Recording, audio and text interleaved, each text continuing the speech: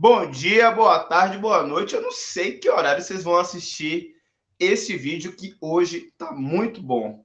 Eu estou muito feliz, primeiro pelo tema necessário que a gente vai aqui dialogar e segundo pela pessoa querida que vai estar aqui junto com a gente hoje e ela vai falar tudo sobre moradia, campanha Despejo Zero e o que vem por aí da Facesp, certo? Então eu quero convidá-la para chegar aqui, para colar na grade junto com a gente. Bom dia, Maura! Bom dia, Jesus. Bom dia a todos que estão na sala, a todas. É um prazer estar aqui com vocês, uma honra poder dialogar com vocês aqui e falar deste tema que nos é tão caro, principalmente nos dias de hoje, né? Com Estou à certeza. disposição de vocês. Diria que talvez o problema do morar seja um dos grandes problemas que a população brasileira hoje enfrenta. Mas a gente vai falar sobre isso, a gente vai desenrolar sobre essas ideias, mas antes, para começar, eu tenho certeza que, assim como você, eu também estou curioso, embora eu já conheça um pouquinho, para a gente saber quem é a Maura. Maura, que é presidente da Facesp. Mas nos diga, Maura, como surgiu. Eita, telefone aqui tocando, É assim mesmo. não é? Maura, como que surgiu a luta de moradia na sua vida?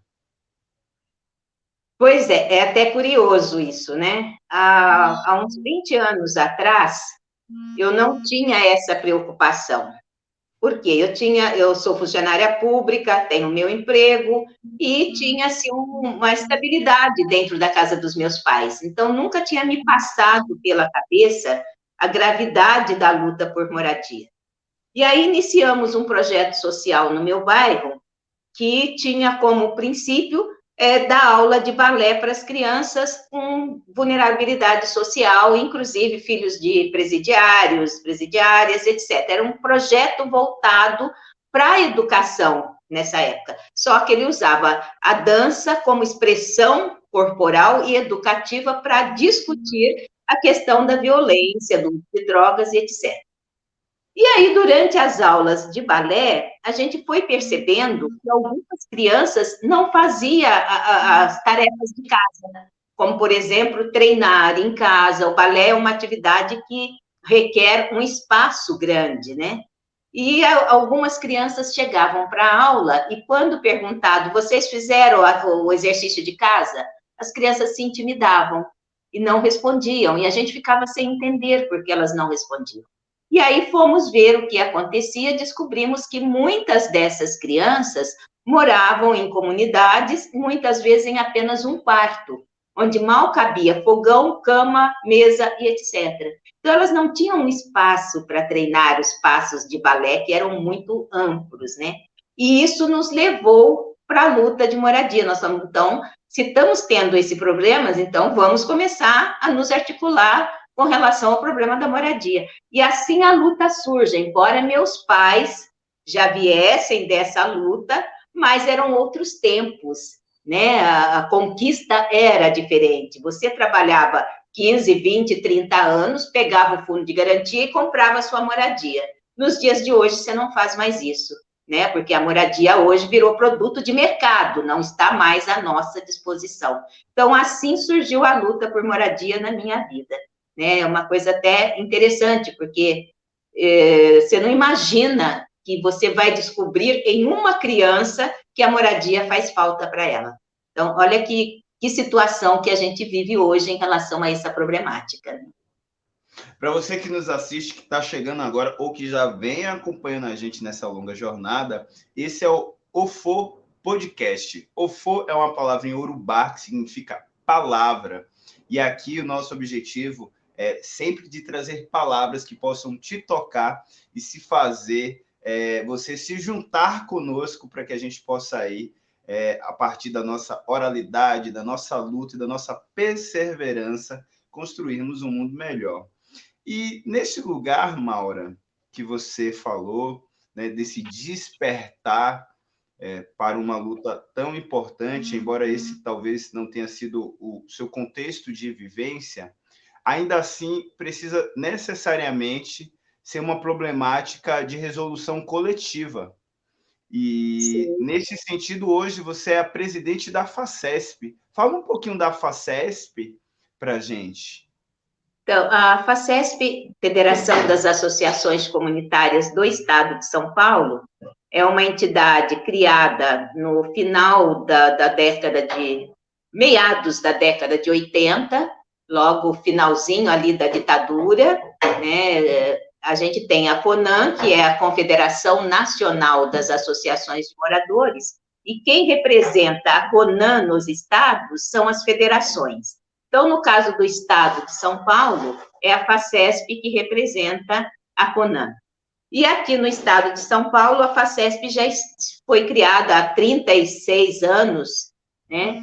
E desde o início, a gente trabalhou com essa questão das políticas públicas. Mas o contexto daquela época de 30 anos atrás, período de ditadura, era a questão de saneamento, né, a falta de creches, a falta de moradia, como eu disse anteriormente, ela não era tão gritante no nosso entender, né? E com o passar do tempo, nós da FACESP fomos incorporando isso porque vimos a necessidade de discutir a moradia e o direito à cidade da forma como as pessoas nos passavam, né? A gente começou a ver que muita gente não tinha o direito à cidade, não tinha uma moradia digna, né? E aí essa luta começa dentro da FACESP, acredito que mais ou menos depois já de um certo tempo já da entidade criada, acho que uns 10 anos, 5 anos, mais ou menos, a gente entra para esse caminho da moradia, e um dos projetos que a gente participou logo no início foi na cidade de Suzano, que era um projeto não eram prédios, eram casas, né, e que a FACESP iniciou lá na região, nessa época. E outros em Embu das Artes, mas sempre sem criar grandes expectativas, porque não tínhamos, naquele momento, a noção do tamanho do problema. Isso a gente vai descobrindo com o tempo. Show, show. Maura, na sua fala, você trouxe talvez um termo que tem se utilizado muito nos dias de hoje, mas que, se a gente for buscar alguns teóricos e teóricas, a gente vai chegar lá no racismo fundiário, que tem como marco histórico em nossa sociedade a Lei de Terras de 1850. Mas até isso também a gente vai deixar um pouquinho mais lá para frente. E aí eu quero trazer aqui agora, né, suscitar aqui o diálogo entre a gente, sobre, até para que as pessoas possam entender, né, talvez esse diálogo sobre direito à cidade seja aí o intermediário para a gente chegar no direito à cidade, no racismo fundiário. O direito à cidade, também, este é um tema que tem sido debatido nos últimos 20 anos em nossa sociedade pós Constituição de 1988. O que constitui o direito à cidade, né, para as pessoas que estão aqui nos ouvindo? Quais são os direitos que permeiam a vida dela, que estão garantidos, seja nas leis ou a partir do que foi formulado com o Ministério das Cidades? Ótima questão. Meu telefone também está tocando. Parece que hoje é assim, faz parte, né? Mas, meu caro Jesus, o direito à cidade é uma coisa praticamente nova, não é tão antiga, né? Ainda está em processo, embora já bem estruturado, né? A maioria dos governantes ainda não respeitam esse direito. Como você mesmo disse, nós temos um problema crônico no Brasil, que remonta ao período escravatório e pós-escravatório, onde os direitos, em especial da população negra, não foi respeitado. Então, quando a gente fala de direito à cidade, Nós estamos falando de moradia digna, de saneamento, de emprego, de geração de renda, de cultura. Acho que uma população com conhecimento cultural, o direito de ir num teatro, direito de ir ao cinema, essas coisas fazem parte da nossa Constituição de 88. Acho que, se não me falha a memória, o capítulo 5º da Constituição, artigo, acho que 18 e alguma coisa, se não me fugiu da mente agora, mas ele fala, ele traz todos esses direitos e que muita gente ainda não tem conhecimento disso. A gente precisa fazer esse debate com mais amplitude em cima da Constituição. E eu fico muito preocupada, Jesus, quando a gente fala dessa questão, porque cada vez que a gente começa a organizar, a sociedade começa a entender alguma coisa, em especial nesse governo, a tendência é que se rasgue a Constituição, né? Esse é o medo que eu tenho. Se nós não começarmos a discutir com mais amplitude essa Constituição e os nossos direitos fundamentais que estão lá, nós corremos um sério risco nesses governos fundamentalistas que estão aí. Então, o direito à cidade, ele é tudo isso. Quando a gente fala de direitos humanos, né, muita gente fala, mas direitos humanos é para preso. Não, direitos humanos é para todos nós, são os direitos fundamentais, é o direito à moradia, é o direito à água, é o direito ao saneamento básico. Então, tudo isso é que está na lei do direito à cidade e que, infelizmente, vinha se trabalhando muito bem com o Estatuto das Cidades, né, e que hoje não se trabalha mais. Infelizmente, de 2016 para cá, né, o Ministério das Cidades acabou com tudo isso. Então, esse debate precisa ser feito pela sociedade e chegar até os governantes. Espero que a gente consiga, o ano que vem, né, ter condições de debater melhor ainda o direito à cidade, como a gente começou a fazer há 10 anos atrás. O Estatuto da Cidade ainda é novo, né? Sim, sim. Quer falar um pouquinho mais sobre o Estatuto da Cidade?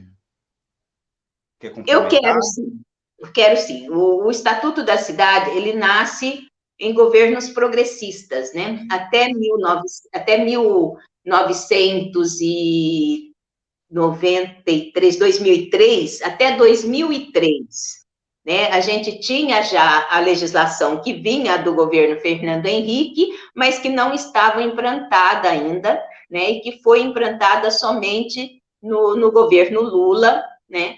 Que foram onde se criou as conferências da cidade, né? Conferência municipal, estadual, nacional, e ali a gente começa, então, a participar, e a FACESP e a CONAM participou de todas as conferências, onde debatíamos vários temas sobre essa questão da cidade, do direito à cidade, e nesse período houve uma participação muito intensa da sociedade, né? A sociedade entendia o que era esse direito. E com esse desmonte, né, das políticas públicas que está ocorrendo agora, parece que as coisas ficaram esquecidas, né? Hoje você fala para uma pessoa, até mesmo de movimento, né, que precisamos voltar a discutir o direito à cidade, e a pessoa está meio perdida, parece que elas já não sabem mais o que é isso, né? Ou, por outro lado, tem uma questão que eu acho ainda que é até mais grave, né? A pessoa acha que porque ela já tem uma casinha, ela não precisa mais discutir esse direito, né? E tudo isso é que nos leva a melhorar a qualidade de vida das pessoas, é através dessa legislação, é através do direito à cidade que a gente fala em qualidade de vida, qualidade ambiental, né? A questão do meio ambiente, ela está muito clara nessa questão do Estatuto da Cidade. É preciso que a gente retome esse debate e, quizás, voltemos a ter esses órgãos governamentais que ouçam a sociedade e que possam implantar, reimplantar essas políticas de conselhos, de lutas da população. Eu acho que esse é o grande boom para o próximo ano, é a gente ter como foco a volta do Conselho das Cidades. Bacana e importante. A gente vem sofrendo nos últimos quase 4 anos com a Sim. diminuição da participação popular, do controle social, e neste sentido, a retomada se faz fundamental para que a gente consiga continuar aprofundando, né, o que vem sendo construído aí ao longo do tempo. Só uma correçãozinha aqui de minha parte, que eu fui fazer uma consulta rápida. O diálogo sobre direito à cidade é do escritor Henri Lefebvre, de 1968, e aqui no Brasil tem se tornado muito mais efervescente a partir da década de 80, sobretudo com o processo de redemocratização do país. Sim, verdade. E esse contexto novo de que... Eu estava assistindo ontem um vídeo que o cara estava explicando que a cada 100 anos a gente vai tendo alguns direitozinhos. No caso do Brasil, isso demora ainda muito mais. Talvez a década de 80 tenha sido um momento... E aí eu vou até tentar aqui fazer um paralelo contigo, para você trazer, né, como que era isso ali na década de 80. E na década de 80 foi esse momento de efervescência aqui no Brasil pela luta por direitos, sejam eles políticos. Estávamos ali ainda numa efervescente ditadura militar, direitos sociais, não havia nas constituições anteriores o direito à moradia de forma universal, saúde, educação. Exatamente. E aí o direito à cidade vem também, né, nesse lugar, né, dos direitos sociais. Mas, Maura, não mudou muita coisa de lá para cá. Seja quando esse debate começou a ficar efervescente aqui no Brasil, seja com o Estatuto da Cidade, né, lá do início dos anos 2000, não mudou. E por que não mudou? Porque a gente continua ainda com altos índices, agora não mais de pessoas, mas famílias em situação de rua. E o direito à cidade está devendo para a gente? Boa pergunta. Eu acho que sim, eu acredito que sim. E até porque você falou aí da década de 80, dessa efervescência daquele momento, né? Nós vivíamos um momento em que o diálogo entre as pessoas era muito presente, né? Nós dialogávamos mais olho no olho. E ainda assim, não avançamos tanto. Imagine nos dias de hoje, onde as redes sociais, elas estão substituindo as falas presenciais, as falas olho no olho, né? Então, eu penso que muita gente, e aí eu acho que é uma questão até também de as escolas entrarem nesse debate, porque eu acho que muita gente não sabe mais o que é esse debate, essa participação social, como você mesmo colocou, porque não é falado. Antes nós sabíamos o que era. A minha geração em especial, os meus pais, eu venho de uma família que sempre discutiu muito essa questão com os filhos, assim, de fazer mesa redonda com os filhos e falar do direito político, dos direitos universais, enfim, eu venho dessa cultura. Só que nem todas as famílias fazem isso, e nos dias de hoje, muito menos, né? Então, eu acho que as escolas precisam, nas aulas de história, também contar um pouco mais da história do Brasil. Aliás, as aulas de história estão sumindo do currículo escolar, né? Hoje se fala muito pouco ou quase nada de história. E a gente tem que retomar isso. É preciso retomar para que as pessoas entendam que elas podem, sim, melhorar de vida, desde que elas participem organizadamente. Quando você fala da década de 80, e você coloca muito bem o período até anterior, né, desses direitos, né, a gente discutia isso na aula de história, na aula de geografia, né? Então, a gente sabia que nós tínhamos direito. Hoje em dia, poucas pessoas sabem desses direitos. E aí as pessoas não lutam mais por eles, porque acham que não vale mais a pena. Eu sou daquelas que acham que é sempre bom lutar. Sempre vamos ter que lutar pelos nossos direitos. E Maura, fala pra gente, porque agora até eu fiquei curioso, né? Nasci na década de 80, não vivi esse momento, mas até para a gente projetar o futuro, é necessário a gente entender como foi o passado. Como eram as lutas ali no processo de redemocratização? Olha, eu me lembro dos meus pais fazendo reunião em vários lugares, até mesmo em praça pública, na associação do bairro, né?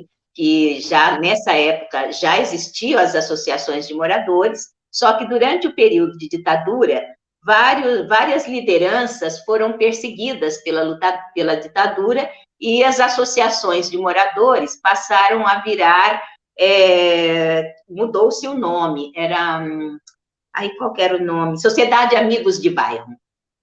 Isso descaracterizou um pouco a luta lá atrás, porque como sociedade amigos, todo mundo era amigo e ninguém falava de direitos, né? Mas ainda assim, muitas lideranças mantiveram esse debate, aquelas que não foram presas, que não foram perseguidas, etc.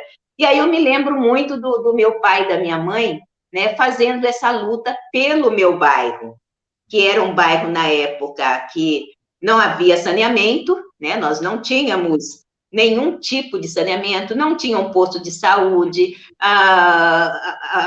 muitos moradores, para ir trabalhar, tinham que carregar um sapato na bolsa até onde tinha um asfalto e chegava lá, mudava de sapato, né? Porque senão ia chegar no trabalho com o pé cheio de barro, de lama. Então, foi uma luta muito árdua, né? E com o final dessa ditadura, né, começou-se, então, um novo debate. E aí, meus pais, na época, eu cito muito os meus pais, porque eles sempre falaram muito para a gente do quanto a gente tinha que lutar para conquistar. Não só por conta do tempo, né, mas por sermos famílias negras. Aí a luta é muito maior. Então, eu venho dessa cultura da luta e do lutar por todos, porque a gente não pode lutar só por nós, temos que lutar por todos. Né? Então, isso para mim é muito tranquilo e a minha família sempre fez isso no meu bairro e fora do bairro, e a gente vai continuar fazendo isso. Eu gosto muito até. Bacana, bacana. História inspiradora e Sim. que eu espero e fico na, na expectativa de quem nos ouvir. Por favor, pega aqui o exemplo da Maura.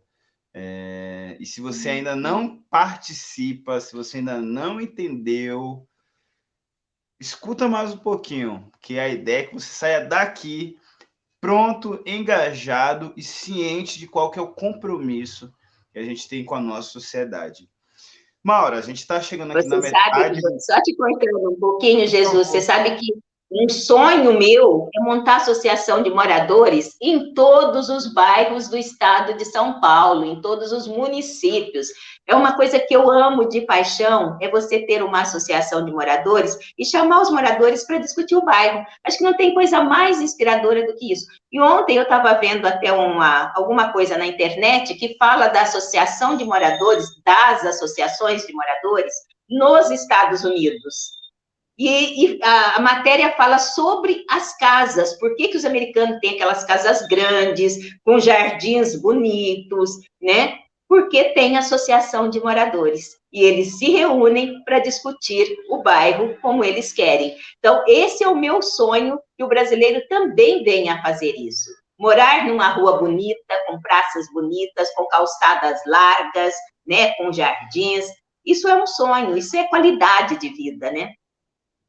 Sim, sem sombras de dúvidas. E aqui na cidade de São Paulo, eu não sei se isso é realidade em outros municípios também, aqui a gente tem um plano de bairro garantido Sim. no plano diretor da cidade que se as associações de moradores, moradoras ou agrupamentos, né, da sociedade daquele bairro se juntam e conseguem elaborar quais são suas necessidades, demandas, quais deveriam ser as políticas aplicadas naquele território, a Câmara e o Executivo precisa ouvi-las, precisa fazer com que este debate se torne público e, porventura, esteja, de alguma forma, dentro ali do orçamento público a ser executado. Então, é muito importante. Os bairros são as menores unidades administrativas do nosso país, né?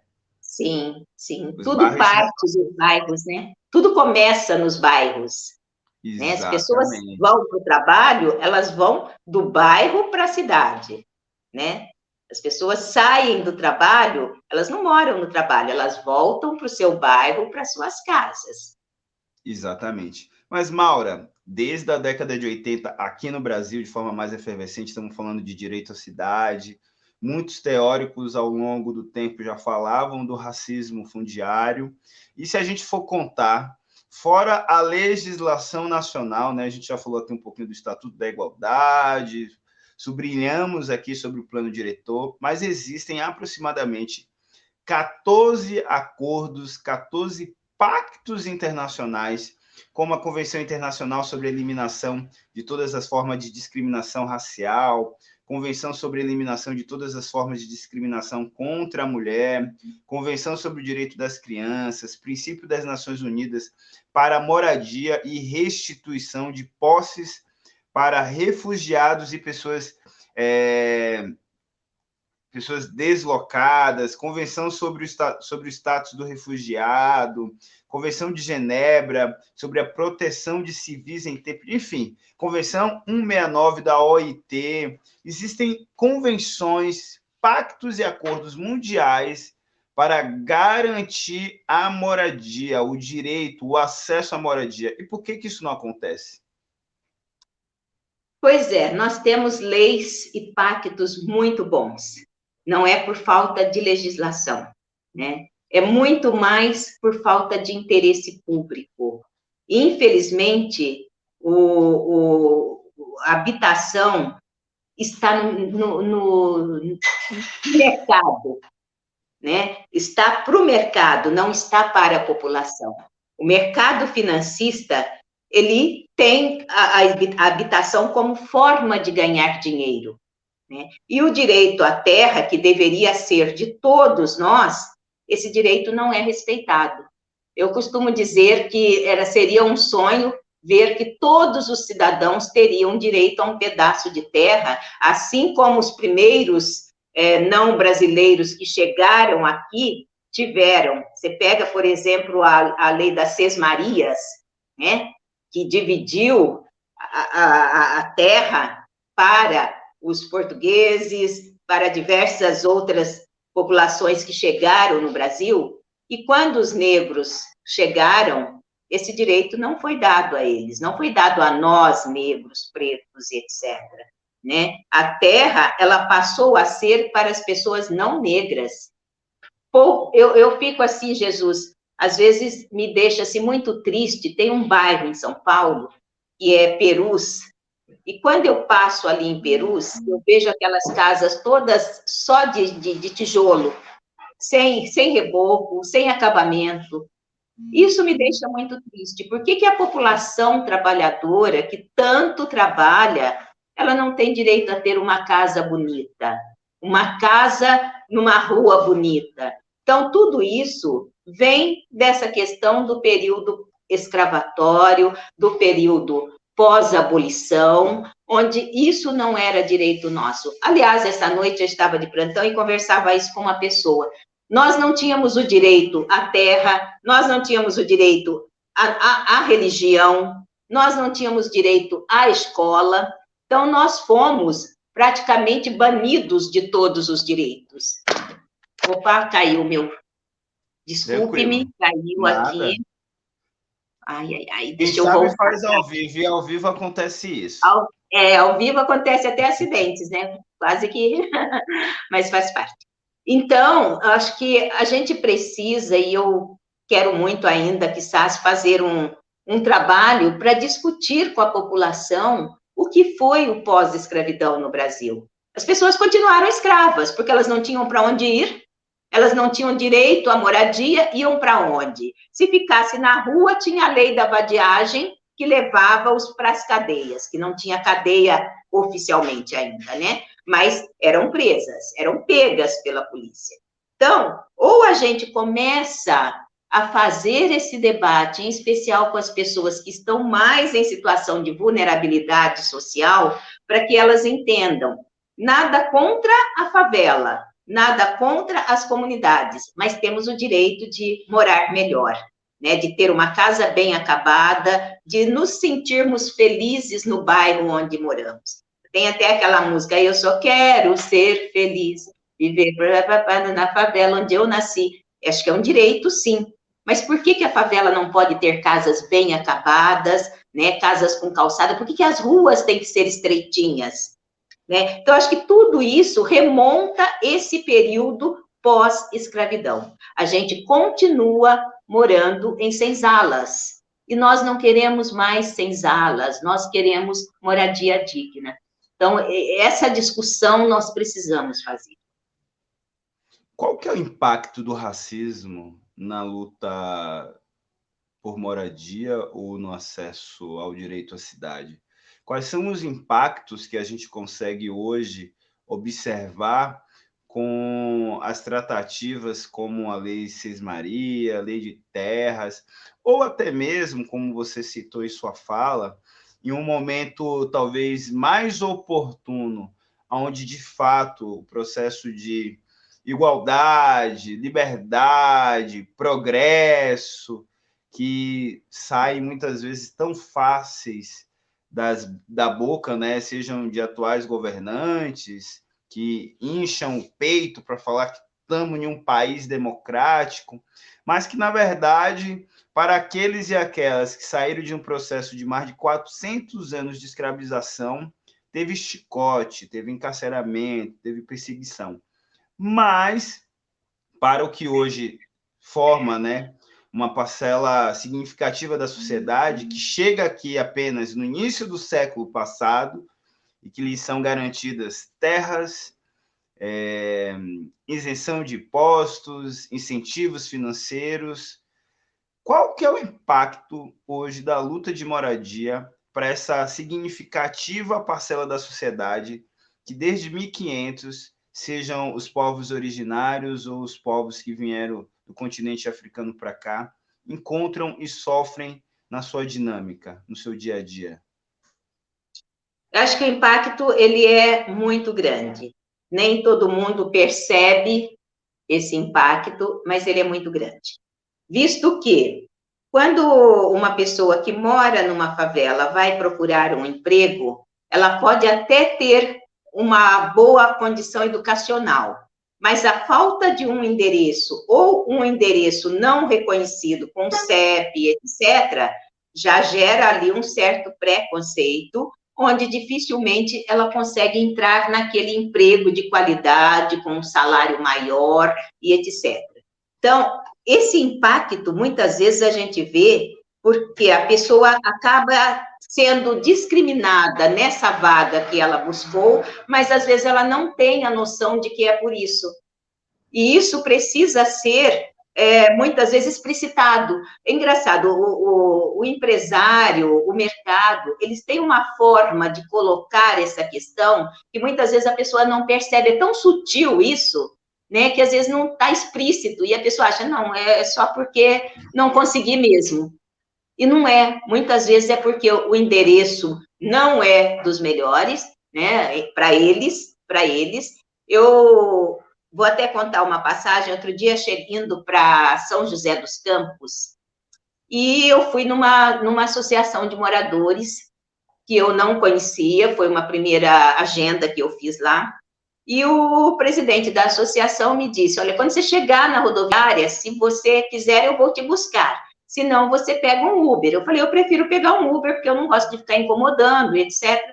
E aí eu chamei um Uber na rodoviária de São José dos Campos, e ali na rodoviária já ficam alguns carros, e aí ele me pegou, no meio do caminho ele falou para mim, só que eu não entro lá. Aí eu falei, mas como assim, moço? Eu tenho que chegar nesse endereço, eu não conheço nada aqui. Não, porque lá é um lugar perigoso, é uma comunidade, e lá só tem uma rua. Se acontecer alguma coisa comigo, eu não tenho como sair. Eu falei, ué, moço, mas o fato de ter só uma rua não significa que vai acontecer alguma coisa. Então, você veja o quanto a própria sociedade branca, racista, estigmatiza quem está nas comunidades. Não consegue entender que isso é problema do Estado. O Estado jogou as pessoas nessa situação, né? E elas reproduzem este discurso, um discurso que é totalmente racista e de uma crueldade muito grande. Isso é cruel, né? A pessoa está sendo estigmatizada só porque mora ali numa região onde só tem uma rua, onde é uma ocupação. Então, o impacto disso é enorme, enorme.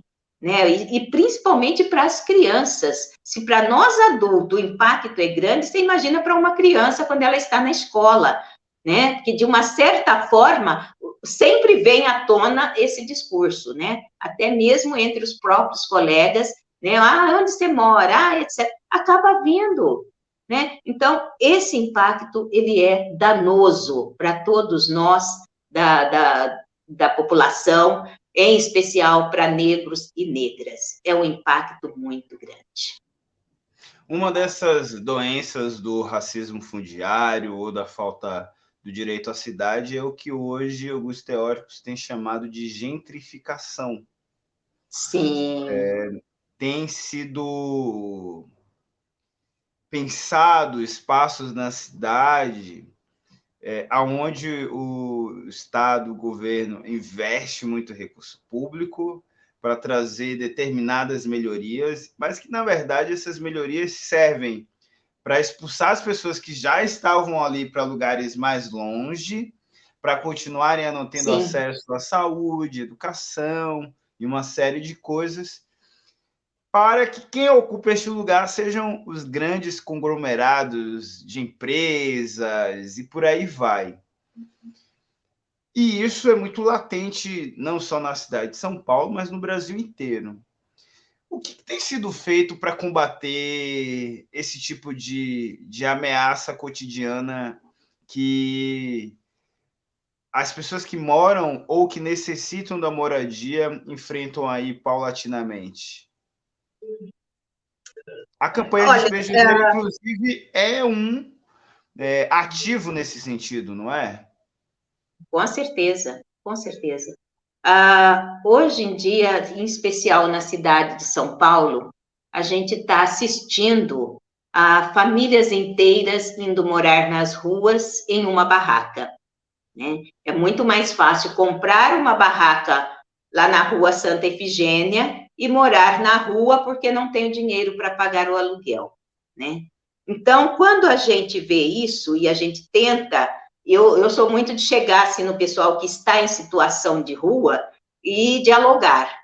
Eles têm essa compreensão, mas eles entendem que o governo não vai fazer nada por eles porque eles não têm um apoio. E é aí que a gente precisa organizar essa população. Essa população, ela é uma população inteligente. Eles têm um bom diálogo, a maioria tem um bom diálogo. Então, quando você fala o que é possível para organizar isso, é preciso dialogar mais. E a gente tem que dialogar com todo mundo. Nós não podemos ter preconceitos porque alguém está na rua, né? E para nós, eu acho que isso é muito tranquilo. Quando você fala desses grandes conglomerados, né? Isso é o que o capital financeiro faz, né? Onde tem uma população ali com uma casinha razoável, eles querem tirar, que é o caso das ocupações, né? Expurgar essa população para bem distante e quando você vê logo já vai surgir ali um condomínio de luxo, que muitas vezes são pessoas que compram esses imóveis para locação ou para deixar ali fechado, né? Você pega pessoas ricas, milionárias, que tem 10, 20 imóveis, né? E que está ali só para uso de mercado, para especulação imobiliária. Então, eu acho que uma coisa que precisa ser feita é acabar com a especulação imobiliária. Enquanto nós tivermos esse mercado dominado pelo capital, só pensando em ganhar dinheiro, isso não vai acabar. Por mais que nós façamos, por mais que a gente se organize, esse mercado é muito forte, né? Para se ter uma ideia, o mercado da construção civil, ele paga eleição de muitos candidatos, só não paga dos candidatos mais humildes, candidatos negros e negras, né? Mas já existem acordos ali. Não, eu vou pagar porque é uma troca. Essa que é a verdade, né? A gente vê que existe aí uma troca. Tem políticos que se elegem a partir do mercado imobiliário e que vão enriquecendo as nossas custas, porque esse é um dinheiro público, é dinheiro de todos nós, inclusive daquele cidadão que está em situação de rua, porque aquele cidadão também consome. Se ele compra um cafezinho, se ele compra um refrigerante, ele está pagando imposto. Ou se alguém dá para ele, né, de alguma forma, ele está sendo ali, né, propulsor do pagamento de algum imposto, não é? Sim, sim, ele está contribuindo com o país e isso não volta para ele, não volta para nós. Nós fazemos... Só uma outra observação, perdoe-me muito lhe interromper, porque alguém aqui que está assistindo o vídeo pode falar, mas o dinheiro não é dele, ele está recebendo. Pouco importa, porque na Constituição de 1988 diz que qualquer cidadão que tenha nascido aqui, né, ou que passou a viver aqui, né, constituiu sua família, tem todos os direitos, né, garantidos por lei. Então, a discussão, muitas vezes, não é nem se a pessoa paga ou não paga imposto. Exato. A discussão é: a nossa Constituição garante. Ponto. Não temos mais o que discutir. Só queria fazer esse recorte porque é importante, porque tem gente que acha que, muitas vezes, pelas pessoas estarem em situação de rua, na verdade, elas estão porque os impostos ou como as políticas públicas são desenvolvidas estão aquém. Exatamente. Porque se ela estivesse com a dignidade dela em dias, muito provavelmente ela estaria, né, arcando ainda mais, né, com o pagamento de impostos. Com certeza, não tenho dúvida disso. E é interessante, Jesus, porque tem gente que até fala, mas ele trabalhou e comprou. Não, gente, isso não é verdade. Nem todo mundo que tem vários imóveis na cidade de São Paulo trabalhou e comprou. Muitos vêm de herança de família que herdou na época que chegou aqui no Brasil. Então, quando a pessoa fala para mim, mas vocês vão fazer ocupação, tirar o que é dos outros, porque eles compraram e etc., trabalharam, compraram, isso não é verdade. Muita gente herdou terras nesse país e foi passando de pai para filho, foi melhorando a qualidade de vida da família com terras doadas pelo Estado. E nós, negros e negras, que viemos de África, não tivemos esse direito respeitado. Nós nunca ganhamos nada nesse país. Pelo contrário, sempre doamos a nossa força de trabalho, construímos esse país e não tivemos nenhum direito até os dias de hoje, em pleno século XXI. E somos obrigados a assistir o nosso povo morando mal, trabalhando pra caramba para conseguir comer e ainda, muitas vezes, sendo expurgado para regiões muito mais longe. Maura, eu vou aproveitar que estou aqui diante de uma grande presidente da FACESP, sobretudo porque é uma entidade ligada a uma entidade nacional, porque eu muitas vezes sinto, dentro desse debate todo de moradia, talvez algumas outras bandeiras de lutas. Quais? Os aluguéis, Maura. A gente tem falado muito dos combustíveis, né? São regulados atualmente pela média do dólar, né? Se o dólar sobe, aqui todo mundo fica careca que nem eu. Exato. O dólar cai, a galera começa a a encher o tanque e guardar a gasolina com medo de Vendo? aumentar no dia seguinte, mas isso também acontece com os aluguéis. Eu vou dar aqui um Sim. exemplo meu, né, de minha parte. Aluguéis altíssimos, né? E o pior, muitas vezes, para alugarmos casas, a gente precisa, porque por conta do próprio mercado, né, e eu particularmente acredito que isso foi inserido de forma proposital para gerar ainda mais lucro, não para os pequenos proprietários que têm uma casa ali, outra casa ali, que sobrevivem Uhum. disso, Sim, mas para sustentar empresas como a Porto Seguro, que ganha exato. muito dinheiro com esse negócio de seguro fiança. E aí, Sim. quando a gente não tiver dinheiro para pagar esses aluguéis absurdos que são regulados pelo IGPM, né, Uhum. Um que é índice, a né, regulação, né, geralmente usada para aumentar ou não os aluguéis. E quando não é esse absurdo, né, do IGPM, do aumento dos aluguéis, aliado a isso, a gente tem operadoras de crédito, né, como a Porto Seguro, que cobram esses seguros altíssimos, fazendo com que aumente vertiginosamente os aluguéis, né, ou o custo, sim. né, do aluguel. Quais são as lutas nos dias de hoje que temos sobre essas questões?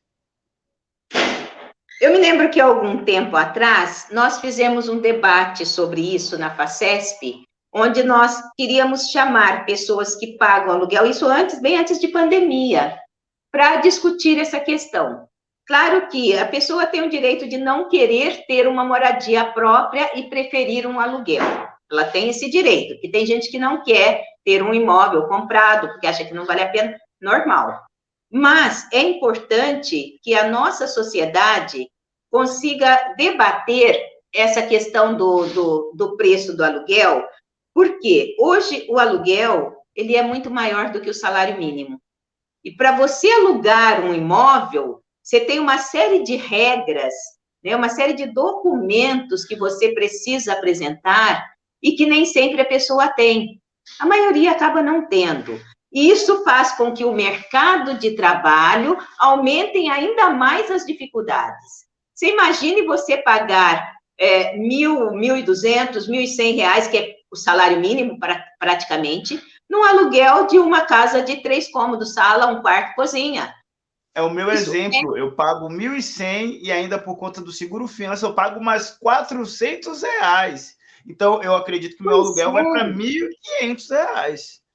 Imagine se você pudesse comprar um imóvel, sairia muito mais barato, você pagaria uma prestação menor se tivessem alguém do mercado que se interessasse em vender para nós. Eles não querem vender. Eles sabem que dá muito mais lucro alugar do que vender. Eles querem ganhar um dinheiro fácil. Essa é que é a verdade, né? Alugar uma casa, você põe lá na imobiliária, a imobiliária vai se virar, como você falou, a Porto Seguro, etc., e o dono do imóvel vai viver ali daquele dinheiro tranquilamente, e quem sofre o ônus disso é a população.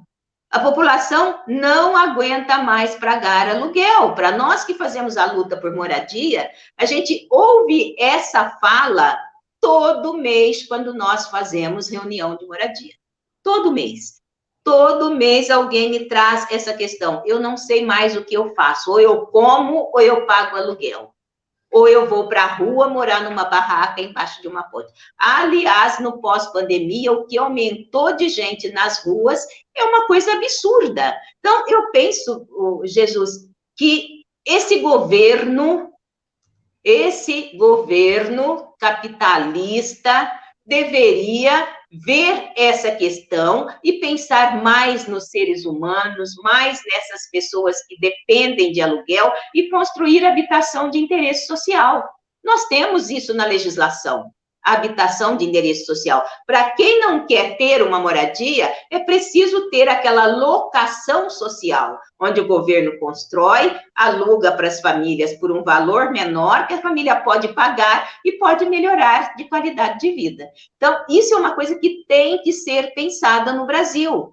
Se não pensarmos, ou na locação social ou na moradia definitiva, o IDH do Brasil, o Índice de Desenvolvimento Humano, ele nunca vai ser de primeiro mundo, nunca. Nós temos tudo para ser um país de primeiro mundo, mas essa falta de cuidado com a população de baixa renda é uma coisa gritante no nosso país. E por isso a gente continua sendo um país de terceiro mundo, o que é um absurdo, porque nós temos condições de ser um país de primeiro mundo. Você falou da questão do dólar, né? Nós não ganhamos em dólar, nós ganhamos em real, e o real está cada vez mais desvalorizado. Esse governo está acabando com o nosso país, seja ele municipal, aqui na cidade de São Paulo, seja ele estadual, seja ele federal. Parece que veio, assim, uma avalanche para dizer, não, vamos expurgar esse povo para bem longe daqui. A impressão que dá é que é essa. Eles querem acabar com a população trabalhadora que faz essa cidade ser uma cidade rica, que faz esse estado ser um estado rico. Mas e aí, como que eles vão viver acabando com essa população que trabalha? Porque o rico não trabalha, o rico vive de renda, né? O que será do nosso país quando a população trabalhadora não tiver mais condições de trabalhar, de ter um emprego digno, de ter salário digno, né? Hoje você vê um monte de gente vendendo coisa, tá todo mundo vendendo coisa na rua. Eu pego o trem, que eu trabalho em Franco da Rocha, o trem vem lotado de pessoas vendendo pano de prato, vendendo chocolate, vendendo verdura, de tudo se vende dentro do Até verdura, você já viu? Até verdura. Frutas, então, cheiro verde, cebola, tudo se vende no trem, porque as pessoas, às vezes, plantam ali na sua casa. Marmita, você acredita? Jura? Nossa. Sim, mas verdura, fruta, nunca vi. Tem muitas pessoas com que é o brasileiro, a brasileira inventando, né, sendo criativo, empreendedores, como todo mundo tem dito aí, bem na real, estamos falando do processo de precarização de famílias e famílias, e que, se duvidar, muitas dessas devem estar recebendo tais alimentos e devem até estar repassando numa necessidade. Sim. E até mesmo garantir a sua segurança alimentar. Embora muitas pessoas hoje só comam arroz e feijão e tenham pouco acesso a verdura, legumes, mas o contrário também pode acontecer, né? Sim, então, claro. Eu diria que, na verdade, o que você acabou de nos trazer, na verdade, é o retrato perfeito de como temos, dia após dia, dilacerados os nossos sonhos e as nossas esperanças de vivermos de um mundo melhor. Com certeza, com certeza. Eu, outro dia, conversando com uma senhora no trem, e ela me dizia o seguinte, eu recebo uma cesta básica e eu vendo o leite em pó para comprar um pedacinho de carne. Então, você imagina a situação. Eu ter que vender um alimento para comprar um outro, quando o leite também é importante para a sustentabilidade de criança e de idosos. Mas, às vezes, ela tem que vender esse leite em pó se ela quiser comer um pedacinho de carne, e ainda de segunda, ou muitas vezes comprar um pedaço de osso, né? Porque às vezes não dá nem para comprar a carne, mas dá para comprar um pedaço de osso e fazer um caldo. Então, olha a situação que nós chegamos nesse país. Né? Sim, então, isso é doloroso. Isso é doloroso. Né? Ai, que pena que a gente vai chegando no final, Maura. Na hora que pena! Nós vamos conseguindo entrar cada vez mais no debate, elucidar cada vez mais questões. A gente vai lembrando que o nosso podcast dura só 1 hora. Então, você aí, internauta, que nos assiste, que nos acompanha, escreve aí aqui para a produção, fala 1 hora só de bate-papo não dá, a gente quer mais. Porque a gente está agoniado para falar mais, né? E nesse agoniado para falar mais, eu não poderia sair daqui sem deixar de fazer 2 perguntas. Primeiro, você nos contou que o seu sonho é de que cada bairro do estado de São Paulo tenha uma associação de moradores. A Facesp tem algum projeto nesse sentido? Estamos construindo isso. Aliás, são 2 coisas que a gente está construindo nesse momento. além da criação de associação de moradores no máximo possível que a gente conseguir nos bairros, também a implantação de cooperativas de tijolos ecológicos. Eu acho que nesse momento que nós estamos vivendo, gerar renda para as pessoas é muito importante. E uma cooperativa de tijolos ecológicos, a gente consegue dar uma subsistência para a construção de moradias de qualidade, né, e para a população de baixa renda. Então, esse é um projeto que nós estamos trabalhando bastante, ele já existe em Americana, com a cooperativa Braço Forte, que eu quero muito que você vá conhecer, e nós estamos tentando trazer para outros municípios. São Paulo deverá ter numa das nossas associações, que é o MDM, Franco da Rocha, eu estou discutindo a implantação de uma, Araras já temos o espaço para uma cooperativa também. Então, nós queremos fazer coisas que levem as pessoas a ter condições de um trabalho digno e de ter uma moradia digna. E para isso nós temos que começar a construir isso, não podemos mais ficar esperando só de governantes que não nos ouvem, né? Ou a gente muda essa política colocando gente no poder, né, que ouçam o povo. Eu acho que isso é muito importante, porque sempre nós vamos precisar do Estado, mas para isso nós temos que mudar essa manobra de eleição que existe hoje no Brasil, onde se negocia a eleição de fulano, de cicrano, do filho, do neto, e a coisa vai ficando... Opa, de novo caiu aqui. É porque quando você vai falando cada vez mais sério, o sistema tenta te derrubar, mas nós está aqui de pé. Tenta me derrubar? Pois é, estão tentando, mas eu não caio. O celular cai, mas eu continuo de pé. Então, a gente precisa cada vez mais fazer isso para que tenhamos condições de dialogar mais com essas famílias. E é só através de uma organização que você consegue organizar as pessoas. Não dá para ir de porta em porta falando, vamos começar, vamos conversar. Não, vamos criar associações e vamos trazer as pessoas para o debate. Eu acho que isso é uma coisa que nós precisamos, e eu quero contar muito com vocês, tá? Para nos ajudar nisso, através desse podcast, que vocês também possam estar nos ajudando a criar essas condições, dialogando com o povo sobre isso. Isso vai ser muito importante para todos nós. A segunda perguntinha, até porque a produção falou, corre Jesus, tem mais 4 minutos. Qual que é o momento da campanha Despejo Zero agora? A campanha foi prorrogada, o ministro, me fugiu o nome dele agora, fugiu o nome do ministro, mas, enfim, a campanha foi prorrogada até 30 de junho e as lutas continuam, porque não é porque ele prorrogou a campanha que nós vamos parar com a movimentação. Nessa sexta-feira, por exemplo, porque nem todos os municípios... Barroso, exatamente, o ministro Barroso. Nessa sexta-feira, por exemplo, nós estamos com uma atividade em Carapicuíba, onde mais de 3 mil pessoas correm o risco de serem despejadas nessa semana.